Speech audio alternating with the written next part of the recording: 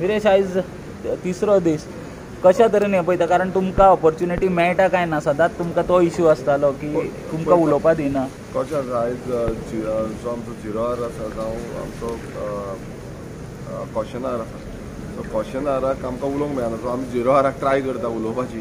पयलो आसतलो question our चडशे रुलिंगाकूच लागलेले आसा. सो त्या टायमार ऑपोजिशन तेंचो सप्लिमेंटरी कितें मेळटा, चान्स मेळटा जाल्यार आमी ट्राय प्रयास करता. पूण तितलो जो टायम आसा तो मेळोंक शकलो ना.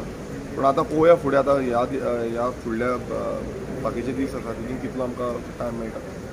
एक्सपेक्टेड आसा तुमकां? पळय, एक्सपेक्टेड प्रत्येक वेळ आमी कशें घुसोवपाचें म्हणल्यार कशें तरी आमकां प्रश्न मांडपाक जाय खंयच्यान तरी, जावं ते डिमांड्सान आसूं, जावं ते बजेट स्पीचीन आसूं, जावं ते 0 आवर मेन्शन आसूं, कॉलिंग एटेन्शन आसूं, खंय मेळटा थंय आमकां आमचे प्रश्न, गोंयकारांचे प्रश्न थंय मांडपाक जाय. सो त्या तरेन आमी ट्राय करता आमचें. थँक्यू. किती चालणार आहे?